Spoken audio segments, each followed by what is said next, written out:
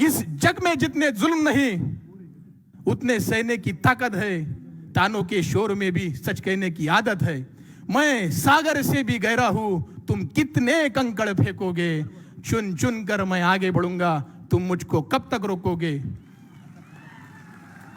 झुक झुक कर सीधा खड़ा हुआ, अब फिर से झुकने का शौक नहीं, खुद ही हाथों के रचा स्वयं हूं मैं, तुमसे मिटने का खौफ नहीं।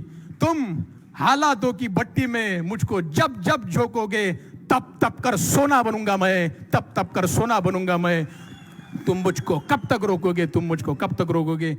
सर्वप्रथम एका विदर्भातल्या गावखेड्यातून आलेल्या तरुणांचा साहेबांना जय महाराष्ट्र. म्हणजे मला आज एक आठवण झाली की ज्यावेळेस साहेब 1967 साली विधानसभेत निवडून आले तेव्हा त्यांनी एक शेतकऱ्यांची दिंडी काढली होती. म्हणजे जळगाव ते नागपूर विधान भवनावरती दिंडी धडकली होती. आणि आज या संघर्ष यात्रेकडे पाहून मला तेच वाटते की आज हा मोर्चा विधान भवनावर धडकल्याशिवाय राहणार नाही आणि सर्वसामान्य विद्यार्थ्यांचे प्रश्न हा घेऊनच धडकेल अशी मला आशा आहे. खरं तर तट हे मातीचे नाही तर छातीचे करायचे असतात आणि छातीचे तट करून आमचे मनगट मजबूत करणारे राजे शिवछत्रपती. खरं तर छत्रपती शिवाजी महाराजांनी जे स्वराज्य निर्माण केलं आणि त्या स्वराज्याला संविधानिक रूप प्राप्त करून देणारे भारतीय राज्यघटनेचे शिल्पकार डॉक्टर बाबासाहेब आंबेडकर आणि ज्यांनी सर्वप्रथम त्या काळात आरक्षणाची भूमिका मांडली आणि आरक्षणासाठी 25,000 रुपये खर्च केले असे शाहू महाराज आणि त्याच्यानंतर स्त्री शिक्षणाचा विचार ज्यांनी मांडला असे महात्मा ज्योतिराव फुले. खरं तर या पश्चिम महाराष्ट्रामध्ये एक जर विचार केला तर कर्मवीर भाऊराव पाटलांसारखं नेतृत्व इथे आलेलं होतं आणि रयत शिक्षण संस्थेच्या माध्यमातून त्यांनी शिक्षणाची दारे आपल्याकडे उघडून दिली होती आणि त्यांना घरात 18-20 दारिद्र्य होतं. मग संस्थेला आर्थिक रसद पाहिजे होती तर त्यांनी एक स्टेटमेंट केलं होतं की वेळ पडली तर स्वतःच्या बापाचं नाव बदलेन पण या शाळेला दिलेलं छत्रपती शिवाजी महाराजांचं नाव बदलणार नाही असं वाक्य सांगणारे कर्मवीर भाऊराव पाटील.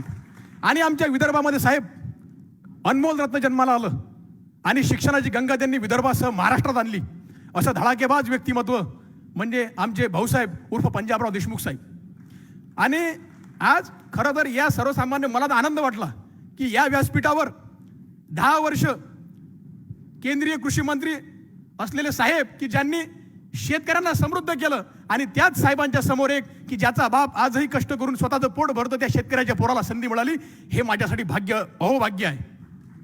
आणि सांगताना एवढं सांगायचं आहे की आज आपल्या बाजूला बसलेले की कदाचित एखाद्या सामान्य माणसाचं वय सुद्धा 60 वर्ष नसेल आणि 60 वर्ष पासून त्यांची मैत्री असणारे खासदार श्रीनिवास पाटील साहेब आणि या महाराष्ट्रातल्या चळवळीतलं एक मोठं नाव आमच्या ताई वंदनाताई चव्हाण, फौजिया खान मॅडम आणि तसेच सर्वजण आलेले आहेत. आणि आज हे कष्ट करून सर्व जे व्यासपीठ आणि सगळ्या गोष्टी उपलब्ध केल्या. यूही जाया न कर अल्फाज हर किसी के लिए, खामोश रहकर देख तुझे समझता कौन है, वक्त से पहले मैं हादसों से लड़ा हूं, मैं मेरी उम्र से कई साल बड़ा हूं असं धडाकेबाज व्यक्तिमत्व आणि महाराष्ट्राचा येणाऱ्या काळातला आश्वासक चेहरा आमदार रोहितदादा पवार. आणि साधारणपणे की ज्यांच्यामुळे मला ही संधी मिळाली. खुलूस और प्यार के मोती लुटा के चलता है, खुलूस और प्यार के मोती लुटा के चलता है वो शख्स जो सबको गले लगा के चलता है, हम उसके कद का अंदाजा करें भी तो कैसे, वो आसमां है मगर सर झुका के चलता है असं धडाकेबाज व्यक्तिमत्व राज्याचे कार्याध्यक्ष रविकांत दादा वरपे. आणि आज मुख्य मुद्दा आहे की ही संघर्ष यात्रा कशासाठी आहे, तरुणांचं महत्व काय आहे की आज 83 वर्षे तरुण नेते आपल्या ठिकाणी आलेले आहेत. म्हणजे मला तर वाटते की या यात्रेचं नाव युवा संघर्ष यात्रा का ठेवलेलं आहे कारण की क्रांतिकारी युवकच या देशाचं भविष्य आणि महाराष्ट्राचं भविष्य आहे. म्हणून मला वाटते की जवान वो नहीं जो हवा के साथ बहते हैं, जवान तो वो है वो हवा का रुख पलटा देते हैं. आणि प्रश्न मांडत असताना सातत्यानं विद्यार्थ्यांच्या होणाऱ्या गैरसोयी, पेपर फुटीसारखा कायदा असेल, शाळा दत्तक योजना असेल, मध्यंतरीच्या काळात मी वाचलं की साधारणपणे शासनाने एक समिती स्थापन केली की राज्यामध्ये बिअरची विक्री का कमी होते आणि ती वाढण्यासाठी शासनाने 5 IAS अधिकाऱ्यांच्या माध्यमातून एक समिती स्थापन केली. पण एकीकडे दुर्दैव या महाराष्ट्राचा आहे साहेब की या महाराष्ट्रातल्या मातीतल्या शाळा बंद पडत आहेत तेव्हा कुठं शासनाला वेळ त्याच्यासाठी समिती स्थापन करायला वेळ नाही आहे साहेब. आणि साधारणपणे राज्यातल्या एका बड्या नेत्याने विधान केलं होतं की या राज्यातला तरुण आता सिरियस नाही आहे, तो गांभीर्य नाही आहे. म्हणून मला तो म्हणजे सांगायचं आहे की त्यांना शासनकर्त्यांना सिरियसनेस काय असते, गांभीर्य काय असते, आता हा तरुण दाखवून देईल. आणि येणाऱ्या काळात ही प्रश्न मांडल्याशिवाय स्वस्त बसणार नाही. आता वेळेचं बंधन आहे आणि मला ही थोडं आवर्त घ्यावं लागेल. फक्त शेवटी साहेबांच्या कार्यकर्तृत्वावर 2 ओळी म्हणतो आणि माझं लांबलेल्या भाषणाला मी विराम देतो. आणि सांगताना साहेबांचं जे 60 वर्षाचं आयुष्य आहे की एका झुंजार नेतृत्वासारखं आयुष्य आहे आणि या आयुष्याच्या मार्गदर्शनात त्या 2 ओळी मला तुम्हाला सांगाव्याशा वाटतात. माना की दीपक सा तेज नहीं मुझ में, माना कि दीपक सा तेज नहीं मुझ में, लेकिन दीपक सा जलता देखोगे. तुम मुझे अपनी हद रोशन करने से कब तक रोकोगे, कब तक रोकोगे. मैं उस माटी का वृक्ष नहीं जिसको नदियों ने सींचा है, मैं उस माटी का वृक्ष नहीं जिसको नदियों ने सींचा है.